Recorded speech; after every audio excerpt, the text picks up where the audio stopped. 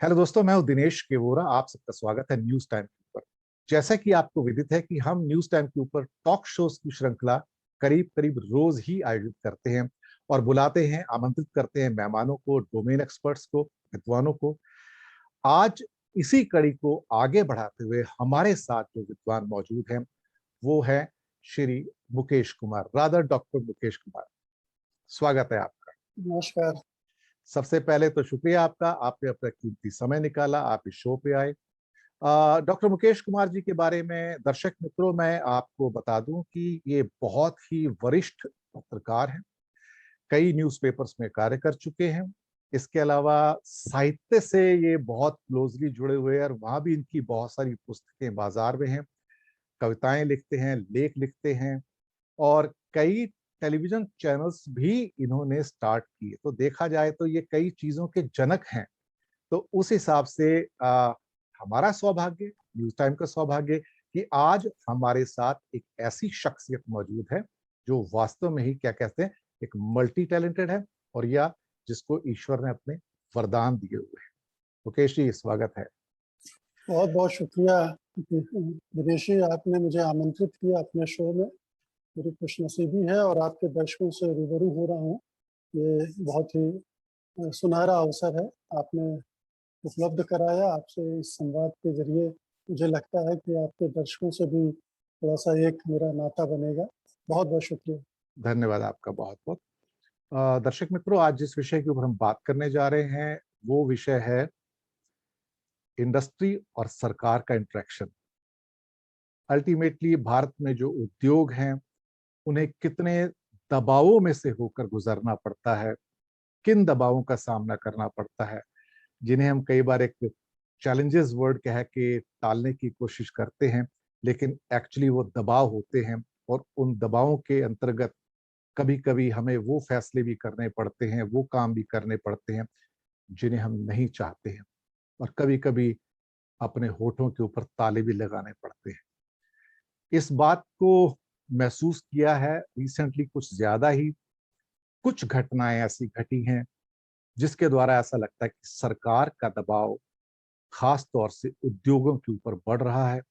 पीयूष गोयल जी के कुछ स्टेटमेंट आए थे, जो कॉमर्स मिनिस्टर हैं, और बाद में 5 जन ने, जो आरएसएस का मुखपत्र है, हालांकि वो इस बात से अब इनकार कर रहे हैं, आ, इसने घटनाओं को नया मोड़ दिया है। पर भारतीय जनता पार्टी जब भी कुछ करती है एक प्लान के साथ करती है, बिना प्लान के कुछ नहीं करती है। लंबी दूरी का घोड़ा जैसे होता है ना, एक लंबी दूरी की सोच ये उसके हिसाब से चलती है। यही एक कारण है कि कभी कभी जो चीजें, तस्वीरें हमें नजर आ रही हैं उसके पीछे छुपा हुआ जो ताना बाना है या जो छुपा हुआ एक खेल है वो बहुत देर बाद हमें समझ में आता है। मुकेश जी, इसी विषय के ऊपर पहली टिप्पणी आपकी, उद्योगों के ऊपर बढ़ता हुआ दबाव। जी, देखिए, उद्योगों पर हमेशा से दबाव रहा है। उद्योगों और राजनीतिक दलों, सरकारों के बीच में हमेशा से दोनों तरह के रिश्ते रहे हैं। मेल-जोल के रहे हैं, आपसी सहयोग के भी रहे हैं। और जब उद्योग धंधे सरकार के हिसाब से नहीं चलते हैं, तो उनके हाथ भी मरोड़े जाते रहे हैं। लेकिन जैसा अभी आपने शुरुआत में बताया कि पिछले कुछ सालों में स्थितियाँ बदली हैं और इतनी बदली हैं कि ये दबाव कई दूसरे क्षेत्रों तक चला गया है। और ये खास तौर से ये जो 2 घटनाओं का ज़िक्र आपने किया, एक तो कॉमर्स मिनिस्टर पीयूष गोयल का स्टेटमेंट जो उन्होंने सीआईआई के एक कार्यक्रम में दिया था और जिसमें टाटा को निशाना साधा था और उसे एक तरह से एंटी नेशनल बता दिया था। और उसके बाद 5 जन की जो कवर स्टोरी है, उसको ले लें अगर, तो उसमें भी उन्होंने इन्फोसिस को टारगेट किया है, नारायण मूर्ति को टारगेट किया है। हालाँकि बहाना तो ये है कि इनकम टैक्स के लिए जो उन्होंने पोर्टल बनाया था, वो ठीक ढंग से काम नहीं कर रहा है। लेकिन उसके बाद लेख में जो और दूसरी सामग्री है, वो जी। बताती है कि बातचीत दरअसल यहाँ तक सीमित नहीं है। जिस तरह से उसमें ये कहा गया है कि कई ऐसे पोर्टल को इन्फोसिस फंड कर रहा है, जिसमें द वायर है, स्क्रोल है, आर्ट न्यूज़ है, जो कि सरकार विरोधी, मैं कहूँगा सरकार की आलोचनात्मक रिपोर्टें जी। प्रकाशित करते हैं। आर्ट न्यूज़ तो फैक्ट चेक की वेबसाइट है, वो कोई भी राजनीतिक दल या सरकार या व्यक्ति किसी भी तरह की गलत सूचना फैलाता है, उसको फैक्ट चेक करके बताते हैं सही है या गलत है। तो मुझे लगता है इस तरह की वेबसाइट की ज़रूरत तो हमारे समाज में और भी बढ़ती जा रही है, क्योंकि फेक न्यूज़ का जो कारोबार है पिछले 1 दशक में बहुत तेज़ी से फैला है और वो पूरे देश को गुमराह करता है। तो एक बहुत ही रिस्पॉन्सिबल प्लेटफ़ॉर्म है आल्ट न्यूज़ जो ये काम कर रहा है, उसकी तो वाहवाही होनी चाहिए और कोशिश ये होना चाहिए कि सरकार अपने स्तर पर भी सरकार भी चिंता ज़ाहिर करती रही है कि फेक न्यूज़ से बड़ी समस्याएँ पैदा हो रही। कई बार दंगों की नौबत आई, मॉब लिंचिंग हुई है, तो इनके लिए तो सरकार की तरफ से प्रयास होना चाहिए। लेकिन चूँकि कई बार ऐसा हुआ है कि बीजेपी की आईटी सेल के द्वारा फैलाई गई खबरें ही गलत थी और वो आल्ट न्यूज़ ने गलत बता दी, जिससे एम्बैरेसमेंट हुआ, तो अब वो निशाने पर आ गई। इसी तरह से द वायर, स्क्रोल, अब ये बहुत बड़े मीडिया संस्थान नहीं है, छोटे-छोटे मीडिया संस्थान हैं, लिमिटेड उनकी रीडरशिप, व्यूअरशिप है, लेकिन ये भी सरकार को नहीं पच रहा। तो ये जो बीजेपी का नारा है ना, एक देश, एक भाषा वगैरह-वगैरह, ऐसा लगता है कि वो एक विचार पर भी आकर ठहर गई है। हिंदुस्तान में एक ही विचार होगा और वो विचार होगा सत्ता का। जो भी सत्ता विरोधी विचार रखेगा, उसको बर्दाश्त नहीं किया जाएगा। तो ये छोटी-मोटी वेबसाइट, पोर्टल, आप सत्य हिंदी को भी इसमें जोड़ सकते हैं। तो वो सब इसी तरह से निशाने पर हैं और चूँकि इन्फोसिस का इनको फंड कर रहा है, किसी तरह से मदद कर रहा है, इसलिए उस पर निशाना साधा जा रहा है। उसे राष्ट्र विरोधी बताया जा रहा है। ये तक उसमें उस रिपोर्ट में है, माफ कीजिएगा, कि जी। सैबोटाज कर रहा है। इन्फोसिस किसी विदेशी ताकत, विदेशी शक्ति के दबाव में आकर सरकार के कामकाज को प्रभावित कर रहा है, सैबोटाज कर रहा है। तो ये इतनी दुराग्रहपूर्ण रिपोर्ट है और डैमेजिंग रिपोर्ट है। मैं कहता हूँ न केवल इन्फोसिस के खिलाफ है, बल्कि मैं कहता हूँ ये नेशनल इंटरेस्ट के खिलाफ है, ये पूरी इंडस्ट्री के खिलाफ है कि आप इस तरह से टारगेट कर रहे हो बड़े-बड़े संस्थानों का, जिन्होंने देश की प्रतिष्ठा को दुनिया भर में फैलाया है। इन्फोसिस आईटी जायंट के रूप में दुनिया भर में जानी जाती है और आईटी रिवॉल्यूशन हमारे यहाँ जो हुई है, उसमें उसकी एक भूमिका रही है। मैं ये नहीं कह रहा हूँ कि ये जो औद्योगिक संस्थान है, दूध के धुले हुए हैं, ऐसा बिल्कुल भी नहीं है। लेकिन इनको टारगेट करना इस तरह से और ये सुनिश्चित करने की कोशिश करना कि आप केवल और केवल हमारे विचार का पोषण करेंगे, आप केवल हमारी राजनीति को ही आगे बढ़ाएँगे और किसी दूसरे को सपोर्ट नहीं करेंगे, ये लोकतंत्र विरोधी है। उद्योग धंधे सबको मदद करें, सबको चंदा दें, वगैरह-वगैरह, ये होना चाहिए, खुला खेल होना चाहिए। लेकिन ये सरकार पारदर्शिता में विश्वास नहीं रखती है। इलेक्शन बॉन्ड के बारे में आप जानते ही हैं किस तरह से दबे-छुपे ढंग से चंदे लिए जा रहे हैं, लोगों को नहीं बताया जा रहा। तो कुल मिलाकर मुझे लगता है कि एक जो पैटर्न हम देख रहे हैं पिछले कुछ सालों में कि विरोध, असहमति बर्दाश्त नहीं की जाएगी और जो इस तरह का काम करेगा उसको रोका जाएगा, दबाया जाएगा। उसके हर तरफ से जो सप्लाई लाइन काट दी जाएगी, पाइपलाइन चोक कर दी जाएगी, उसे पैसा ना मिले, उसे मदद ना मिले और फिर दूसरे तरह से सेडिशन के चार्जेस, डिफेमेशन के चार्जेस, इस तरह के फायर वगैरह पे लगाए गए हैं, आप जानती हैं। तो वो करके दबाव बनाने की कोशिश हो रही है। तो ये एक बड़ा ही हम कहेंगे कि लोकतंत्र विरोधी रास्ते पर देश चल रहा है और आने वाले दिनों में जो देश की का भविष्य दिखता है वो बड़ा मुझे अंधकार में दिखता है, क्योंकि जो बहुलता है, जो विविधता है, जो लोकतंत्र की खूबी मानी जाती है, विचारों की बहुलता, तमाम तरह के विचार हों, आप उनका सम्मान करें, आपस में डायलॉग हो, वो सब खत्म कर देना और एक विचार को, एक पार्टी को, एक राजनीति को स्थापित करने की कोशिश करना, ये बड़ा दुर्भाग्यपूर्ण है। तो मैं इतना ही कहूँगा कि ये पूरा पैटर्न ही खराब है और आगे चलकर हमें इसके बहुत बुरे परिणाम देखने पड़ सकते हैं।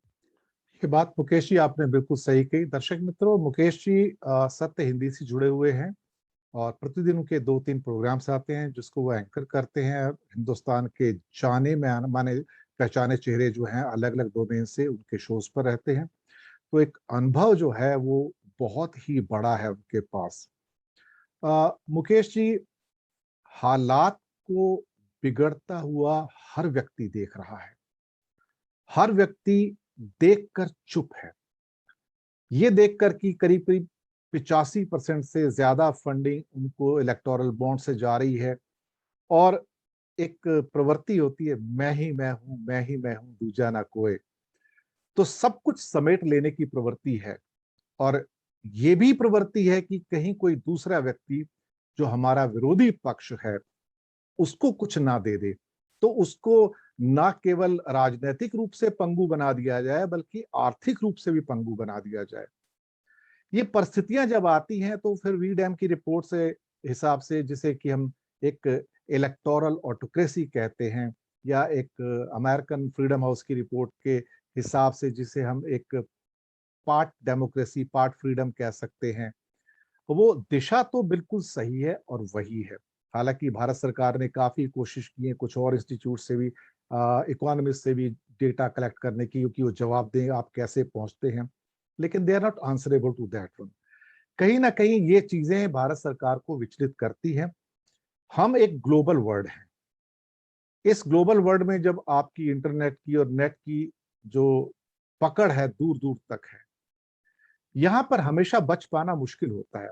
यानी कि हमेशा आप कहेंगे हम डेमोक्रेसी हैं, लेकिन उसके बाद प्रैक्टिस में अगर आप ऑटोक्रेसी में जाते हैं, तो कहीं ना कहीं आपको उसके दुष्परिणामों का सामना बाहर करना भी पड़ता है। पर ऐसा लगता है कि सरकार ने मन बना लिया है कि हमें बाहर की चिंता नहीं है, अगर हमारे भारत की अपनी कॉन्स्टिट्यूंसी सध गई है तो फिर हमें फिक्र करने की जरूरत नहीं है। दुख सिर्फ एक जगह से आता है, जब पढ़ा लिखा प्रबुद्ध वर्ग जब एक पाइड पाइपर की चाल पर चलता है, तो फिर ये सोचने पर हम मजबूर हो जाते हैं कि अल्टीमेटली जो शक्ति पढ़ने लिखने के बाद हमें ईश्वर ने दी है, क्या उसका कभी एप्लीकेशन भी होना चाहिए? ये एक मूल प्रश्न है। ये मैं इस आपसे इस प्रश्न का उत्तर जानना चाहूंगा, क्योंकि जड़ वहां छुपी है। जड़ इस बात में है कि पढ़े लिखे होकर, प्रबुद्ध होकर, क्वालिफाइड होकर आप आंखें बंद करके चलते हैं और सोच विचार की शक्ति को ताक पर रख देते हैं। ये कौन सी मानसिकता है? देखिए, इसके दोनों पहलू हैं। एक तो व्यक्तिगत पहलू है और व्यवस्थागत पहलू है। जब माहौल में आप इतना आतंक पैदा कर देते हैं, आप इतने तरह से लोगों को परेशान करते हैं। आप जानते हैं भीमा कोरेगांव के मामले में 16 लोगों को सालों से जेल में बंद करके रखा हुआ है, क्योंकि कोई सुनवाई नहीं हो रही, उनको जमानत तक नहीं मिल पा रही है। और इस तरह के बहुत सारे केसेस जगह जगह हुए हैं। उत्तर प्रदेश में सीए के खिलाफ आंदोलन करने वालों का क्या हाल हुआ, दिल्ली दंगों में किस तरह से बेगुनाह लोगों को फंसाया गया और कोर्ट बार बार उनको सबको रिहा कर रहा है, छोड़ रहा है, पुलिस की मट्टी पलीद हो रही है। तो एक भय, आतंक का माहौल पूरे देश में बना हुआ है। और जब इस तरह का माहौल होता है तो बहुत सारे प्रबुद्ध लोग भी हिम्मत नहीं कर पाते हैं। एक बात तो ये, दूसरी बात ये है कि पिछले 30-40 सालों में जिस तरह का आर्थिक उदारवाद हमारे यहाँ आया है, उसने मिडिल क्लास और अपर मिडिल क्लास की मानसिकता को बदल दिया है। उसे बहुत ज्यादा कंज्यूमरिस्ट बना दिया है, उपभोक्तावादी बना दिया है, और वो आत्म सुख में लीन हो गया है। यानी मैं, मेरा घर, मेरा परिवार सुखी है तो मुझे दुनिया से मतलब नहीं है। आप तो मेरी उम्र के हैं, आप जानते हैं कि 91 के पहले का समाज कुछ दूसरा था। उसमें सामाजिक सरोकार थे, जन सरोकार थे, और जो भी उसके पहले परिवर्तन या आंदोलन होते थे उसमें इन वर्गों की सक्रिय भागीदारी होती थी। लेकिन उसके बाद जो परिदृश्य बदला है, उसमें जन समस्याओं से, लोगों के दुख दर्द से प्रबुद्ध वर्ग कट गया है, उसको काट दिया गया है। अब मुझे लग रहा है कि एक नई चेतना भी पैदा हो रही है। लेकिन जो कुछ हो रहा है अभी इस पूरे देश में, चाहे वो बहुत सारे तरह के आंदोलन हो रहे हैं जगह जगह पर, कभी छात्र आंदोलन करते हैं, कभी मजदूर करते हैं, किसानों का इतना विशाल आंदोलन खड़ा हो गया है।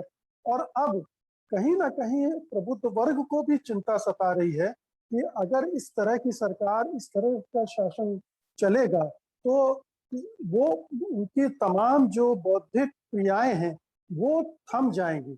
और वो देश भी थम जाएगा। तो ये एक पुनर्चिंतन, पुनर्विचार सबके मन में शुरू हो गया है और मुझे लगता है कि आने वाले 1 डेढ़ साल में चीजें बदलेंगी भी। लोग अब बेखौफ हो रहे हैं, अब लोग डर नहीं रहे। किसान आंदोलन ने बहुत सारे लोगों के अंदर से डर निकाल दिया है। उसी तरह से जैसे आपने देखा कि पश्चिम बंगाल में ममता बनर्जी जिस तरह से लड़ी, उन्होंने बहुत सारे लोगों के डर निकाल दिए हैं। तो ये डर जो है, ये सारे तबकों पर बैठा हुआ है। हमारी पत्रकार बिरादरी को लीजिए आप, उसका डर के मारे ये तमाम जो पत्रकार गोदी मीडिया के हिस्सा बन गए हैं, सब खुश होकर नहीं बन रहे हैं। कोई ऐसा नहीं है कि वो सब यही करना चाहते थे। उनमें अधिकांश लोग ऐसे हैं जो इसे नापसंद करते हैं, लेकिन अपनी रोजी रोटी है, घर घर परिवार है और मजबूरी में भी उस ऑर्केस्ट्रा के हिस्सा बन गए हैं जो एक गलत गाना गा रहा है, गलत धुन बजा रहा है, लेकिन उन्हें उसका साथ देना पड़ रहा है। तो स्थितियां इस तरह से राष्ट्र के दौर में आती हैं, बदलती हैं। जैसे इमरजेंसी में हमने देखा कि किस तरह से चीजें एकदम से खराब हुई, लोकतंत्र पर ताला लगा दिया गया, लेकिन जनता उठ खड़ी हुई और 77 में सारा उलट पलट हो गया। तो मुझे लगता है कि ठीक उसी रास्ते पर हम अभी चल रहे हैं और लोगों को ये एहसास हो रहा है।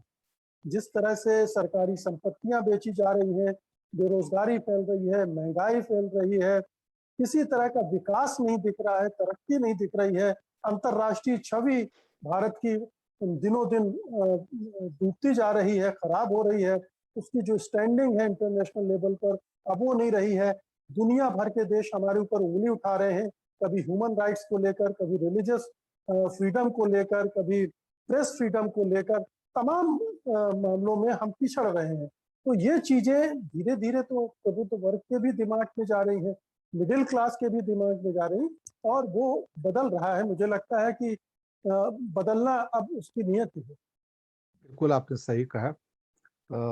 वही मुद्दे पे वापस आते हैं कि जहां पर 5 जनवरी का आर्टिकल था, बाद में आरएसएस ने अपने हाथ खींचे और कहा कि नहीं, कि उसका बहुत बड़ा योगदान है देश में। ये एक खास एक परिपाटी बन गई है आरएसएस बीजेपी की। उनका कोई भी व्यक्ति या पत्र कोई भी बात कहता है, कोई भी आक्षेप करता है या अनपार्लियामेंट्री लैंग्वेज का उपयोग करता है, और फिर उसके बाद कहा जाता है ये हमारी ऑफिशियल लाइन नहीं है। ये दरअसल इस किस्म की बातें जब आपके बहुत बड़ी संख्या में मेंबर्स उल्टा सीधा बात करें पब्लिक में आके या आक्षेप करें और फिर कहें हमारी ऑफिशियल लाइन नहीं है, तो मुझे नहीं समझ आता कि आप कब तक अपने आप को उससे डिटैच करेंगे। आपने खुली छूट दी हुई अपने व्यक्तियों को कुछ भी कहने की, और फिर कहीं ये हमारी ऑफिशियल लाइन नहीं है। तो फिर ये कौन लोग हैं जो इस लाइन का उपयोग कर रहे हैं, किसकी परमिशन से कर रहे हैं? और जो दबाव पड़ रहे हैं प्रेस के ऊपर या इंडस्ट्री के ऊपर, जहां इन्फोसिस के ऊपर पहले टाटा पे आया, इस पे आया, नई बात नहीं है, पहले भी होता आया, मैं ये नहीं कहूंगा। लेकिन जिस रूप में अब सामने आ रहा है, जिस ढंग से एक प्लान थ्रेट के रूप में सामने आ रहा है, ये थोड़ा सा संशय पैदा करता है। देखिए, टाटास निकल जाएंगे, अंग्रेजों के अंडर भी उन्होंने काम किया है, उसके बाद ना जाने कितने वहां पर वायसराय आए चले गए, उनके अंडर भी काम किया है। नेहरू जी, इंदिरा, राजीव जी, सबके अंडर काम किया है। वो तो निकल जाएंगे, ये रहे न रहे वो रहेंगे, ये पक्की बात है, क्योंकि उनको आदत हो गई है इन थ्रेट्स को मैनेज करने की। यही उनका मैनेजमेंट रहा है सबसे बड़ा, देखा जाए तो। Infosys will also manage this kind of cyclone. लेकिन कहीं ना कहीं सरकार की मंशा जो है, इस मंशा के साथ जहां तक मेरे अंदर के सूत्र मुझे बताते हैं, जब मुझे सूचनाएं प्राप्त होती हैं, इंडस्ट्री अलूफ हो जाती है। इंडस्ट्री डेवलपमेंट नहीं चाहती, फिर वो पैसा भी इन्वेस्ट नहीं करती है। इसलिए पिछले कुछ सालों में आपने देखा होगा कि हमारी इंडस्ट्री ने बड़ी संख्या में विदेशों में इन्वेस्टमेंट किया, भारत में नहीं किया, अमेरिका में।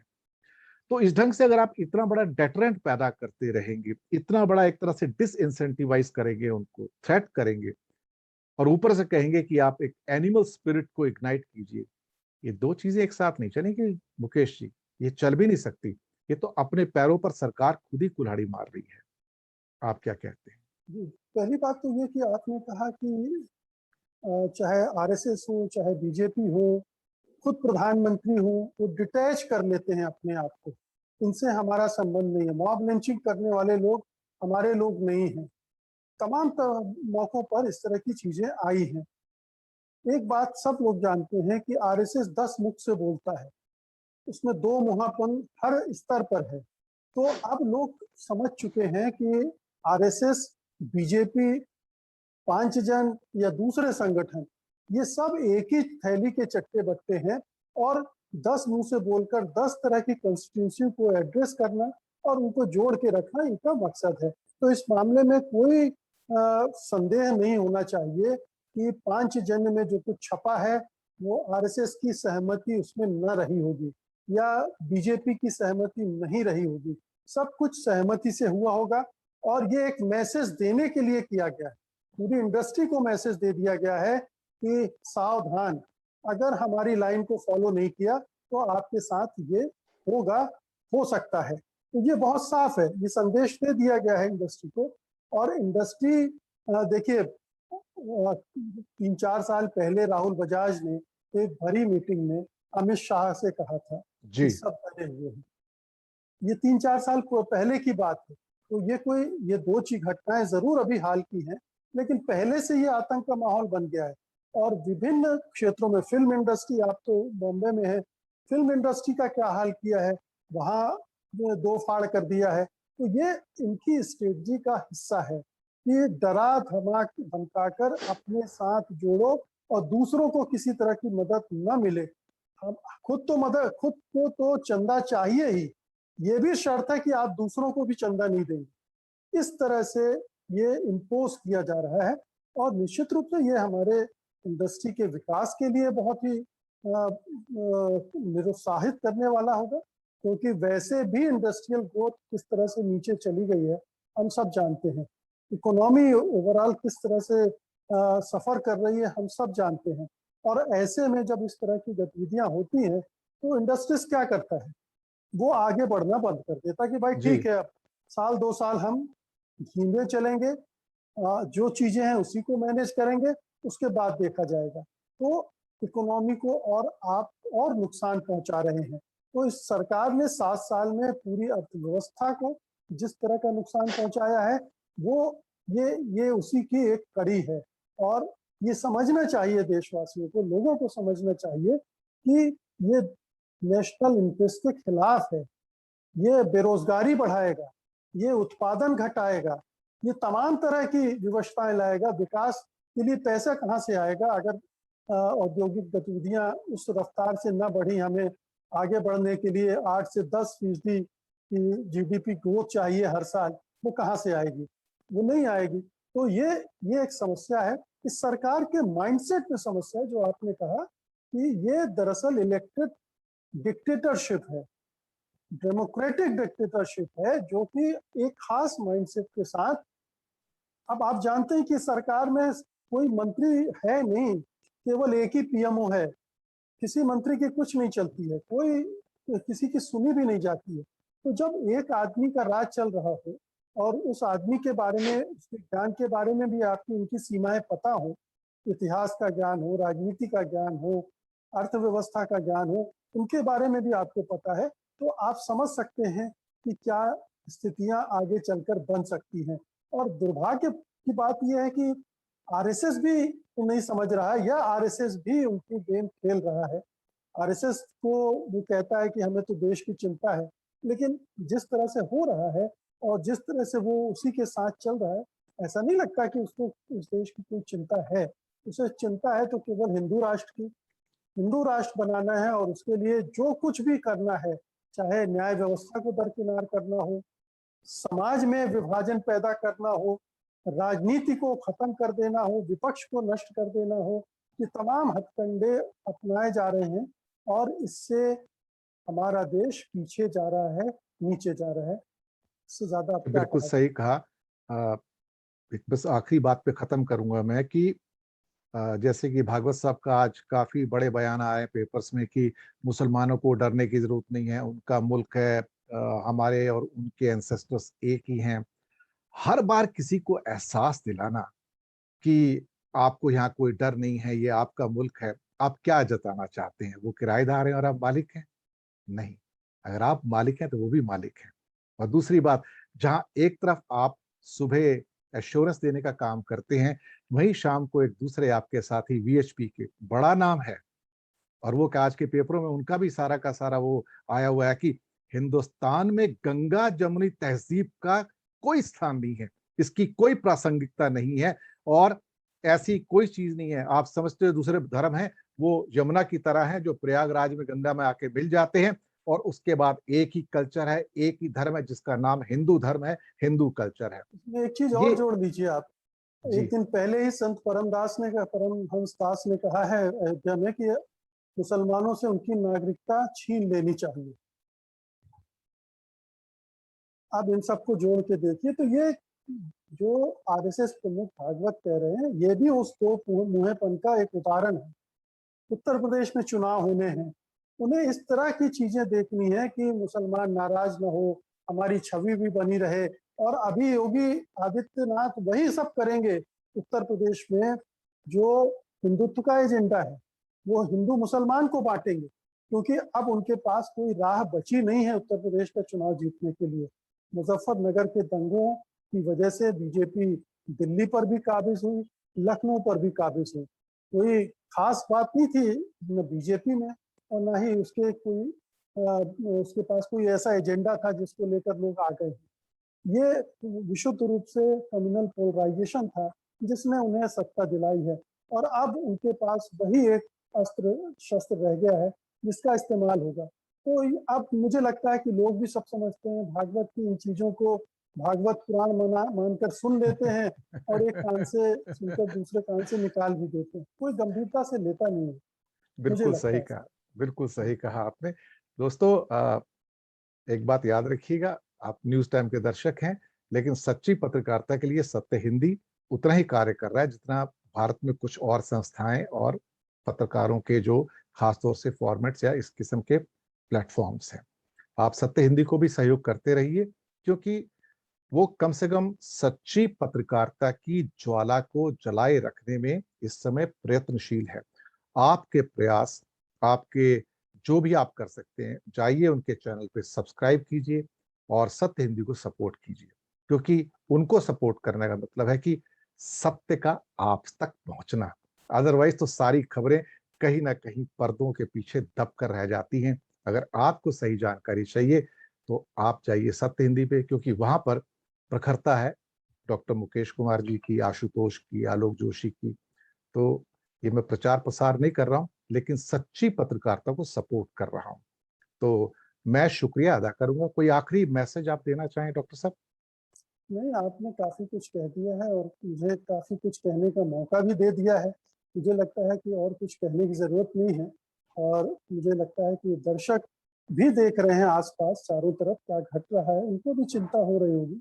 वो भी सच को बचाने के लिए कमर कस रहे होंगे, और अपनी आर्थिक समस्याओं के बारे में भी सोच रहे होंगे कि कैसे कोरोना काल में इस सरकार ने उनको बेसहारा छोड़ दिया, किस तरह से बेरोजगारी का एक सैलाब आ रहा है, हर घर परेशान है, आर्थिक रूप से बुरी तरह से क्षत विक्षत हो रहा है। तो ये तमाम चिंताएं हैं जो हम सब की साझी चिंताएं हैं, और उस पर उसको सोच कर समझ कर हमें कोई स्टैंड लेने का अब समय है। ये समय है जब हम तनकर खड़े हों और सच को सच की तरह स्वीकार करें और बोले भी। सत्ता के सामने सच बोलना ही सबसे बड़ा साहस है। तो दोस्तों इन्हीं शब्दों के साथ देंगे आपसे आज्ञा, और शुक्रिया अदा करेंगे डॉक्टर मुकेश कुमार जी का। उन्होंने कीमती समय निकाला, हमारे साथ जुड़े, और न्यूज टाइम पे फिर कभी इनसे जरूर हमारी मुलाकात होगी किसी नए विषय के ऊपर। डेफिनेटली हम उन्हें आमंत्रित करेंगे। तो धन्यवाद आपका, दर्शक मित्रों आपका भी धन्यवाद। जल्दी मुलाकात होगी नए मुद्दे के साथ, नए मेहमान के साथ। भूलिएगा मत, इसी चैनल पर, न्यूज टाइम पर। शुक्रिया आपका।